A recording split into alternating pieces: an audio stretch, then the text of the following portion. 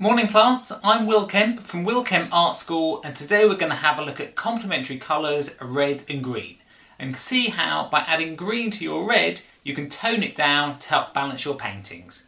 Okay, let's get started. So this is the green made with the ultramarine blue and cad yellow light.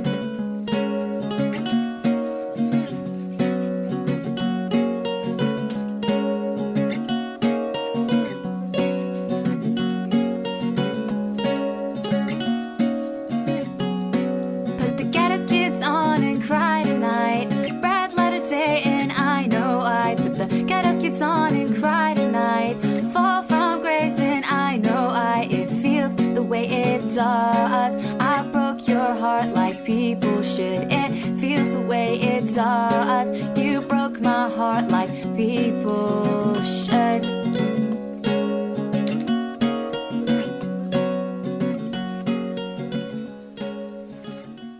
So here we've created an absolutely lovely green just by adding a bit of the green's complement red to it. This is really handy to create subtler tones in your painting, which will give you a lot more professional finish. So I'm going to darken down this green a bit, just with a bit more blue. For a moment in time, it won't die, it lives on through. The songs we loved and the songs we wrote, they're the songs that make us carry on, remember.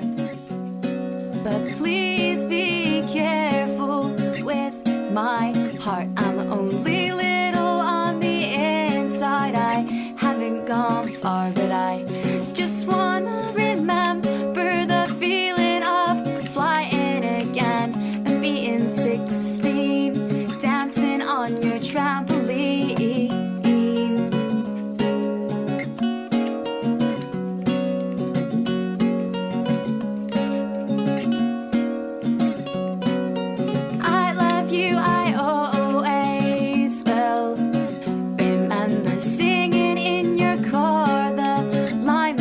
Our lives for a short while, we're loyal like brothers, just us versus all the others, we're loyal. So you can see how when we look at the green just on its own here, just with the yellow and the blue, how that when we add the red to it, which seems a lot brighter colour, it still, it tones it down, so it's not as hard, a green, it kind of mellows it out. And then it goes right through to the middle, and then you get this nice kind of mid-tone of brown on here. This is with the phthalo blue with the green bias. Put our favorite bands on and cry tonight. Listen to the songs that made us feel infinite. For a moment in time, it won't die, it lives on through. See how this is a lot stronger than these other greens. Carry on, remember. But please be careful with my heart. I'm only little on the inside. I haven't gone far, but I just wanna remember the feeling of flying again and being 16, dancing on your trampoline.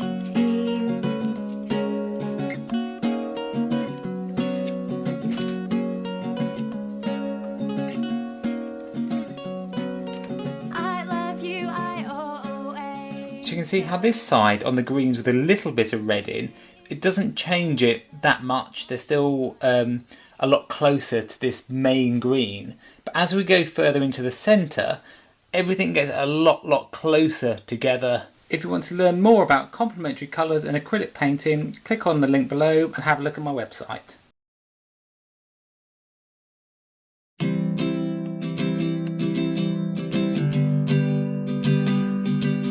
Okay, so here we have ultramarine blue and a phthalo blue with a green bias. So just to give you a quick indication of their biases, we'll do as we've done before and just add a little bit of white.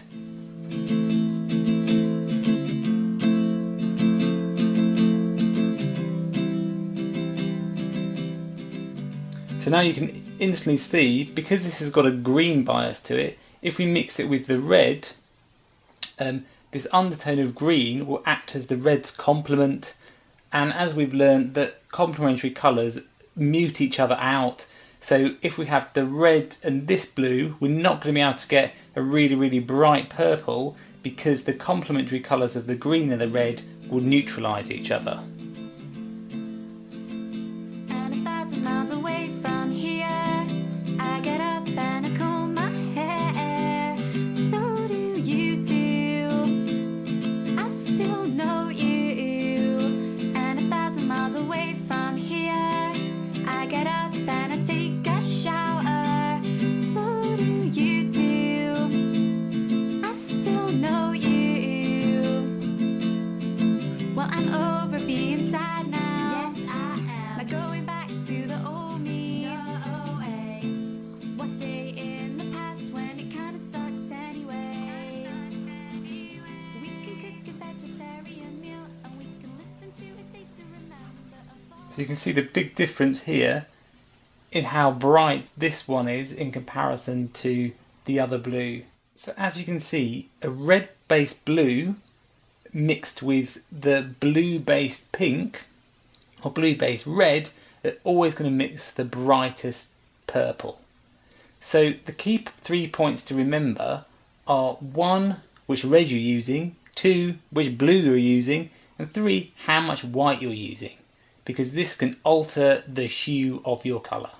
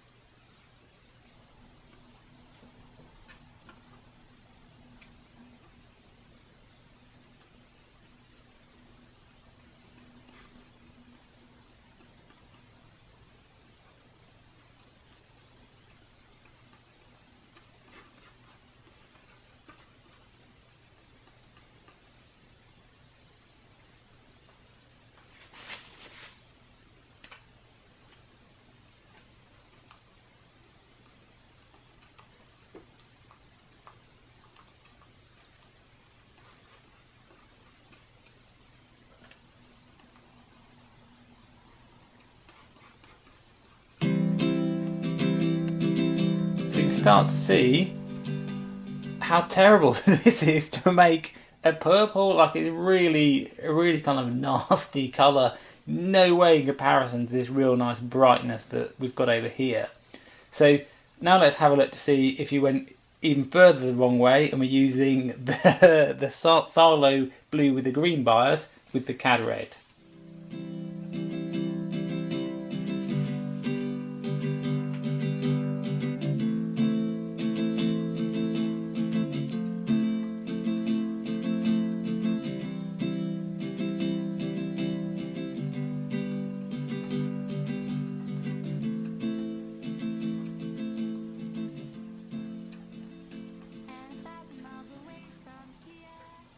So still red, bright red, still a blue. We know this can get a really bright blue, but it doesn't make purple when we mix them together. In fact, it's very, very close to a grey. And 1,000 miles away from here, I get up and I comb my hair. So do you too. I still know you. And 1,000 miles away from here, I get up and I take a shower.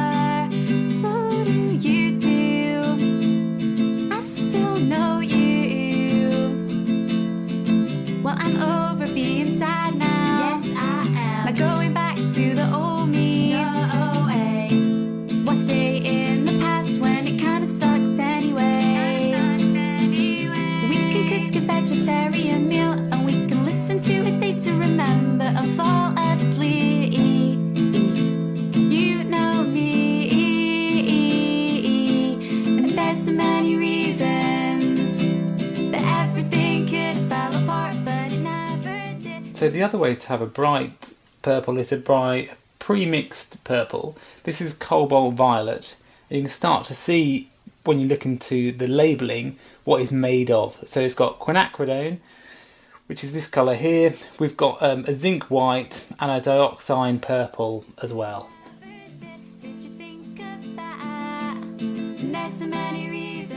So you can see already it's a lot closer if you're trying to make a clean purple. Everything could have finished at the start, but it never did. Did you think of that? That it never did. Did you think of that? That it never did.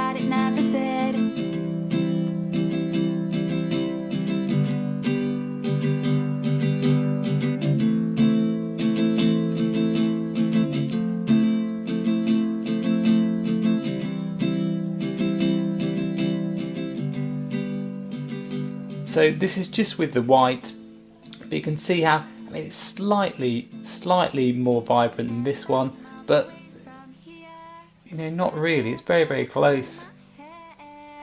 So do you do? I still know you. I mean, it's got a slight more punch, but this is very, very close. Okay, this is Will Kemp from Will Kemp Art School. If you click on the link below, you can learn more about acrylic painting at my website.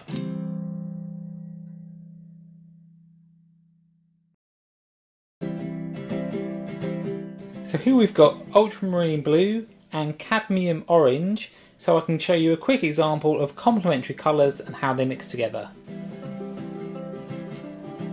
So with two complementary colours, when you have them both next to each other, so if we had a bit of this blue directly next to some of the orange, You make a bin look like France, make every day feel like a dance. you see that what happens is there's like a vibration that happens on your eye. It doesn't really sit necessarily well together when you have a very bright orange and a very bright blue. But what they can be used for to start to create mixtures between the two to tone each other down.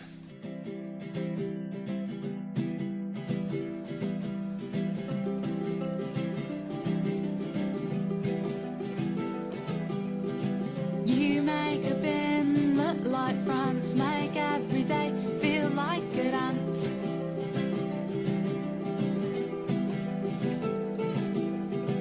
You make a tree look like it's got 1,000 stories. When we're together, we have got no boring qualities, and I never thought that we could be something bigger than me. Something bigger than the city. And did you ever think that we could be something bigger than me? Something bigger than the sea.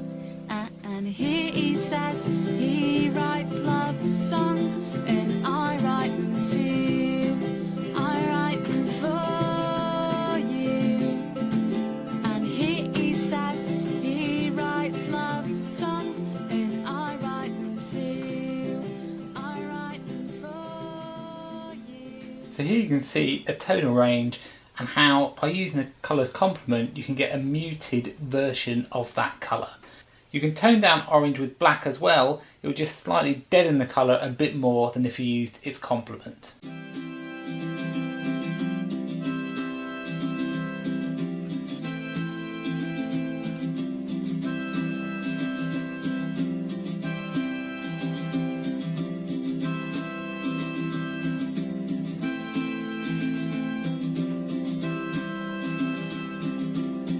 I want a tent above my head. I want a rucksack for a bed. I want to sleep beneath the blackened sky, just you and I.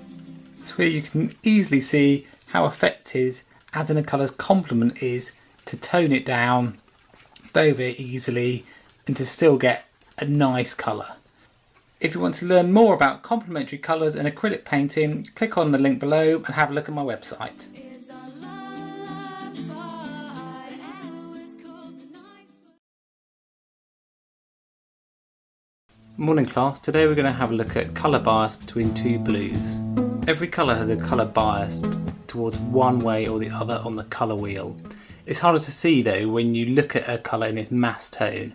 So these mass tones, this is an ultramarine blue and a phthalo blue, are quite similar. This one looks a bit darker, but essentially they're reasonably close to each other.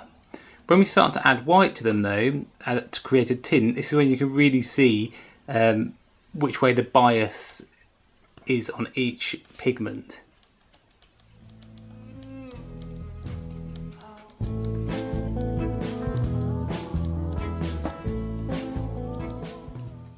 There's one girl I like, she's a smile on a Monday, and she'll fight the stay so, and she's like the sun on the weekend. So now you can easily see how green the blue on the right is compared to the one on the left. This is just a very quick example of colour bias. Though she is like the sea, and it's right, it should be so. If you're then wanting to mix a green between these, you'll see the difference. Didn't we all break down? Didn't we all fail? And isn't it all right now? Didn't we all break?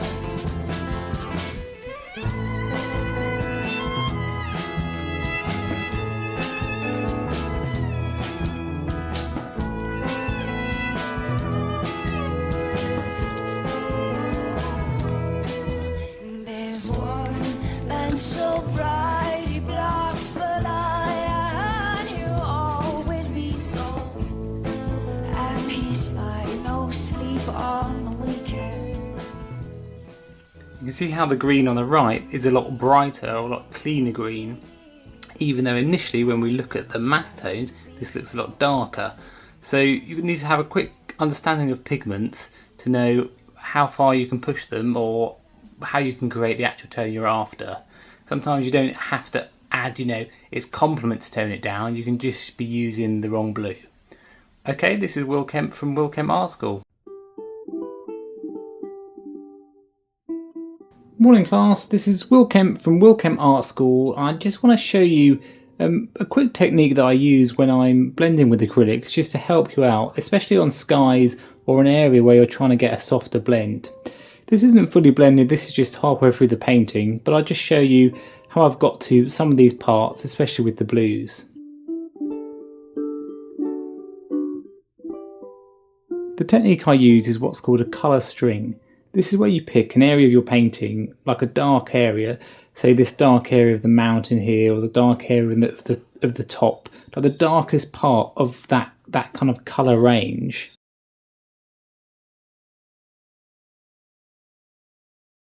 So for example, if you've got this dark blue here, or this dark area here of the greens, you can start to notice, especially in landscapes, how you get areas of colour that are slightly lighter in tone all throughout the entire painting.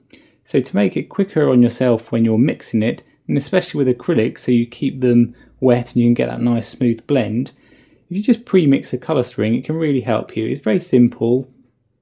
So to start with, you need your base tone. So this as it is, which is the ultramarine blue and the phthalo blue green, if we have a look at here, that's still a bit, it's a bit too dark. So if we add a bit of white to it,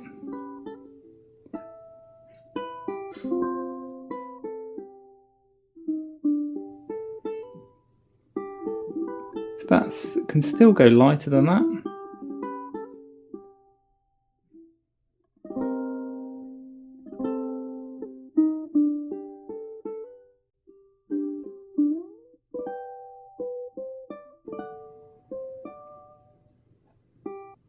Okay, tonally that's not too bad. For this area here in the mountain, that's definitely got yellow in it, it's definitely a lot greener than this. But when we start to look at parts of the sky, and this area here, I think it's a useful colour and could be a good start of the string. Maybe not for this area, but definitely for this sky area and all these parts of the mountain down here and into the water. So then all you do is you kind of keep that as a base.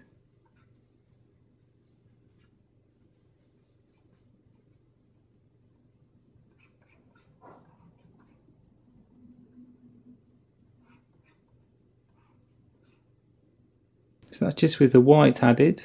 See how that practically blends into that there. And here, yep, well, that's not going to do it. It still needs to be lighter. So you'll keep the first tone we've mixed, then this one. Keep another pile of that.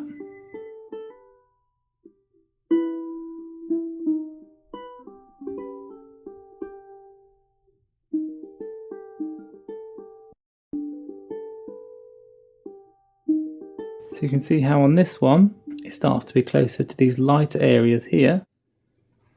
And I might do one more.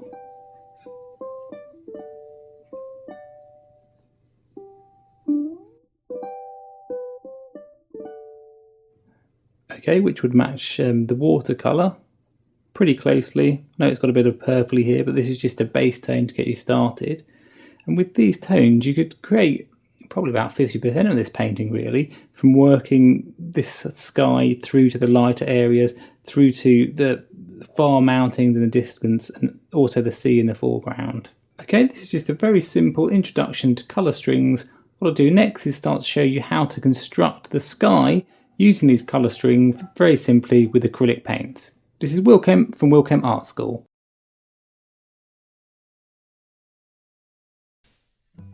So here I'm going to try and match this colour here, this yellowy orange. So when you look at the colour wheel, you've got to try and see which colour on the colour wheel is closest to that colour. So for this one, well, it's a yellowy orange, so I'm going to start with the yellow. So if I just grab a bit of the yellow, and then I start to analyse to see, okay, which way is it now going to go? Well, it's obviously going to go towards orange here. When I hold that next to it, it's way too bright. So in terms of getting its hue initially, that's the first thing we're looking to. I'm going to add a little bit more red to it. So when you're mixing colours, you only need to do a little bit. Yellow isn't very strong in terms of its tinting strength, whereas reds and the blues are a lot stronger. So I just start to mix that in together.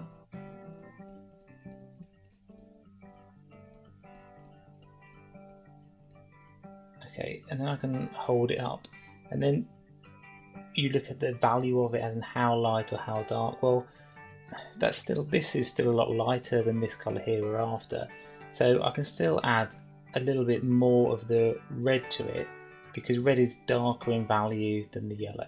If you took a black and white picture of these three, you'd see that would be, this one, red would be a lot darker.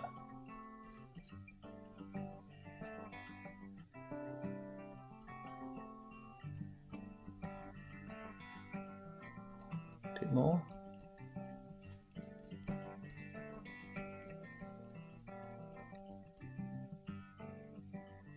Okay, and when I'm looking this out, I'm squinting my eyes. I'm trying to get it so that there isn't like a jump. When you hold it over it, you squint your eyes at it, you're trying to get so that this and this, merging together so they're just one. Now, I know that it's not the ideal value yet, it's not the ideal tone, it's still a bit too light, but it's a lot closer than where we were to start with, just with this yellow. So now I look at the intensity, the saturation of it, and I can see, okay, this is still way too bright. So what I'm going to do is add a bit of its complement, the blue, to it. So again, I'm just going to add a tiny amount. See how it starts to go in and it's green. You've got to be brave and kind of keep on mixing.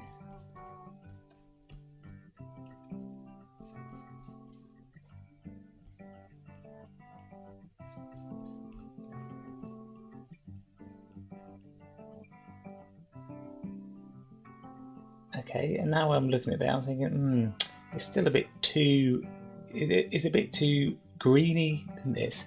So I'm going to need to add a bit more of the red.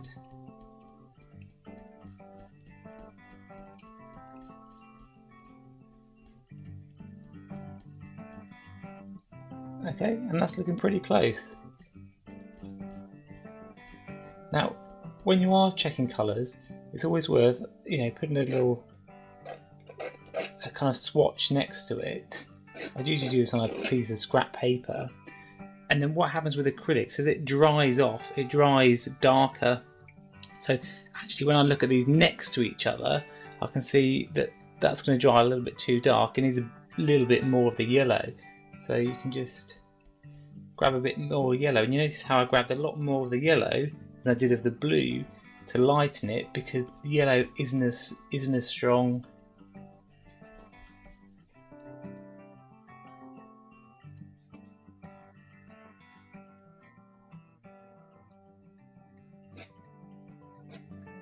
Okay, that's looking pretty good. This is Wilkem from Wilkem Art School.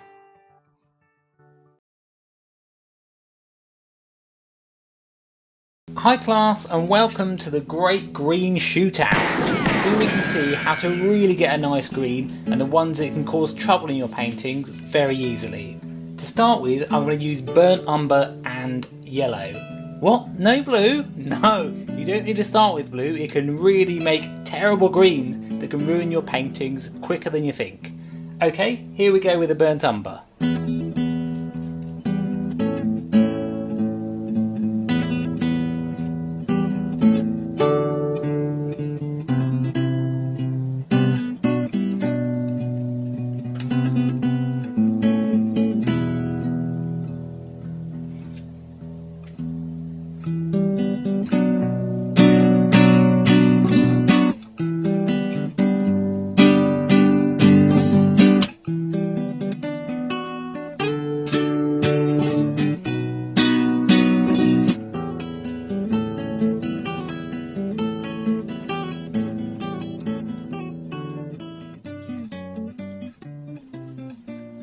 So here with the burnt umber, you can see you get these very subtle greens.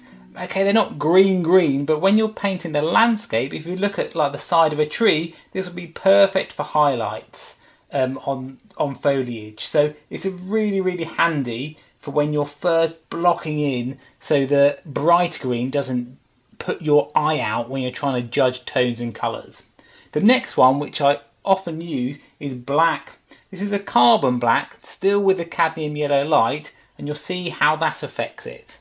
Black's got a blue undertone, so it's like using a very muted blue to get a green.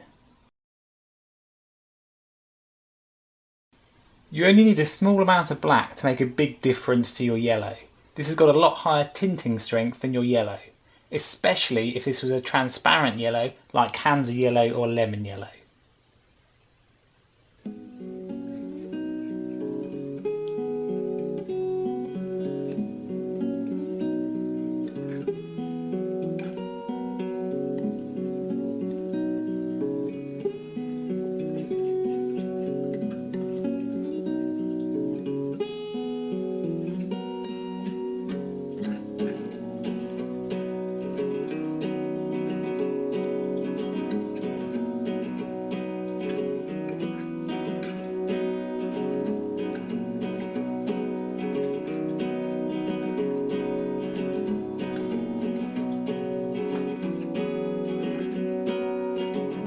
Thanks for reminding me that I care, that having a broader landscape doesn't mean a loss to focus. We can still glow in the dark like people should, and read a lot from books and talk about the things that we love.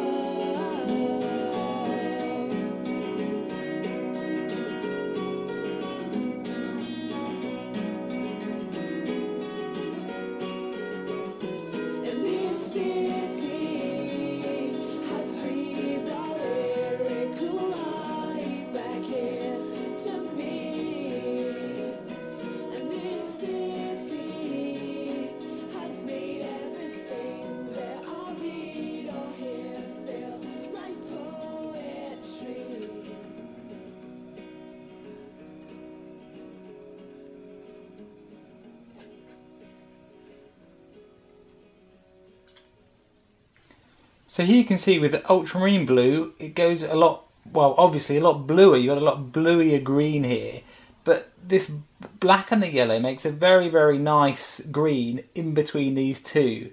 So if you don't want to go as subtle with the brown, black is often a very good choice.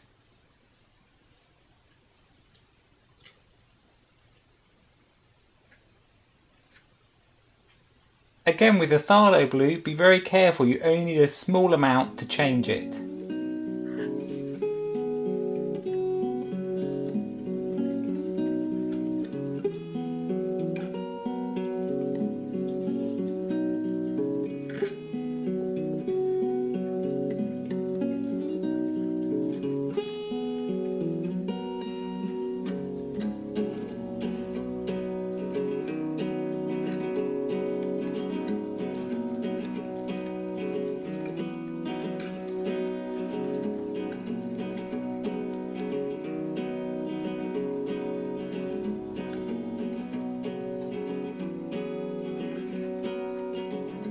Thanks for reminding me that I care, that having a broader landscape doesn't mean a loss to focus.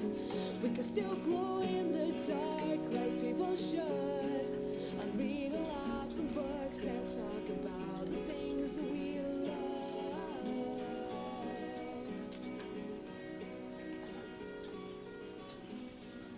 So here you can see when we look at the mass tones of the colours, as in how dark they are, this phthalo blue green looks very dark, darker than the ultramarine blue, but mixed with the yellow it suddenly gets a lot more vivid, what I would call an acid green, coming especially on this one here.